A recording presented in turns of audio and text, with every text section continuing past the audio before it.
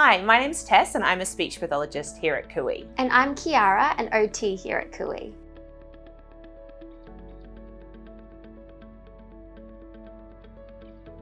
Today we're going to talk to you about shared book reading and give you some tips about how you can support your children to do this at home. So to start off with, what is shared book reading? Shared book reading is just the process of sitting down with your child and reading a book together. As a speech pathologist, I can see there's lots of really great opportunities to support your child's language development through shared book reading. Now, when I'm talking about language development, there's a few things. So vocabulary, that's the words that we or your child understands and can use.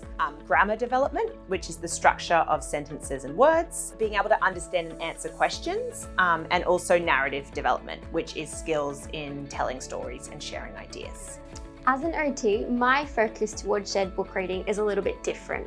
So rather than focusing on the actual task, we're focusing on supporting engagement and participation. So there are a number of different factors which are involved, including engagement, which is orienting to the person around you intentionally. There's also sensory processing, which is how our brain and nervous system receives, filters, and responds to sensory information from our environment. There's also postural control, which is your ability to maintain an upright posture against gravity during the task. And the last thing is executive functioning and attention. So these are the skills that are required for you to participate in the book reading, such as concentration, memory, focus, and emotional control. The different experiences which book characters go through supports children to learn about the world around them and also supports their social emotional development as well. So today we're going to give you some tips from a speech pathologist and an occupational therapist about how you can support your child's language development and engagement when you're sharing books with them at home. So before you even pick up the book to start reading, there are a few different things that you need to consider,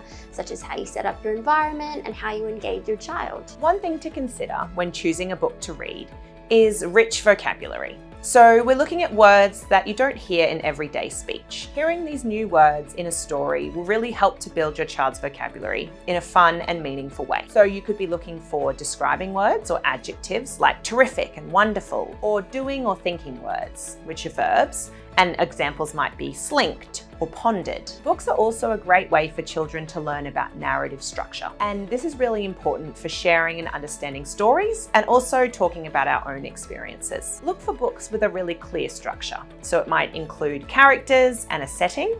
Have a problem or maybe an exciting event that happens, and then attempts or actions the characters do to solve the problem and finish off with some kind of resolution. It is also really important to choose books that your child is drawn towards or that your child has a special interest in. This supports their sense of self by highlighting that their preferences are important and meaningful, and also facilitates an opportunity for you to connect with your child. It's important to consider your child's sensory processing needs when engaging in shared book reading. For some kids, dimming the lights, removing distractions, or reducing background noise can support them to engage. Other children might need increased input and may need to move around their environment to engage in book reading.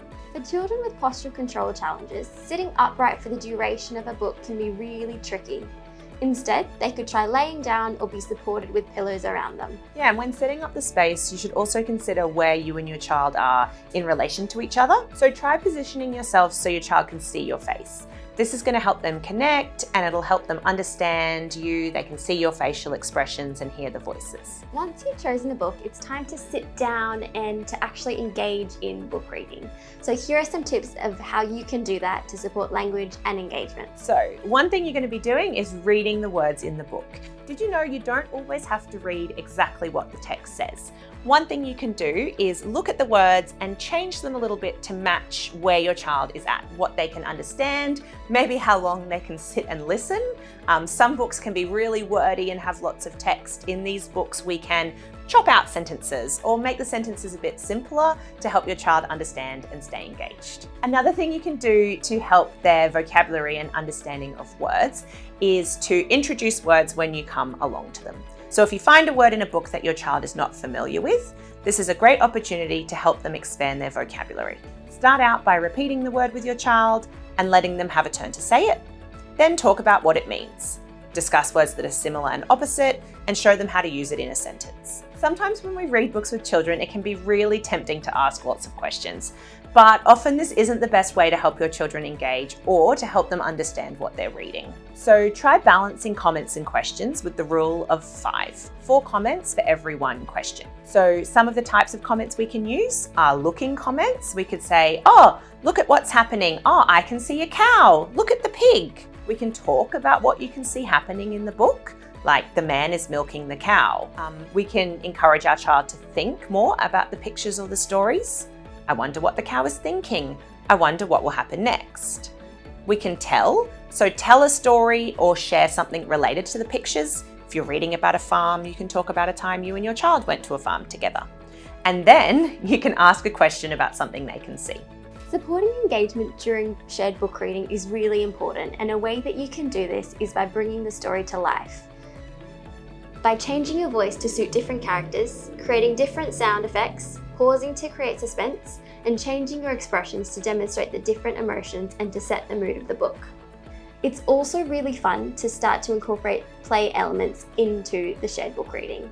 So to do this, you might model different play actions that you've seen in the book, as well as other play actions that might happen outside of the book.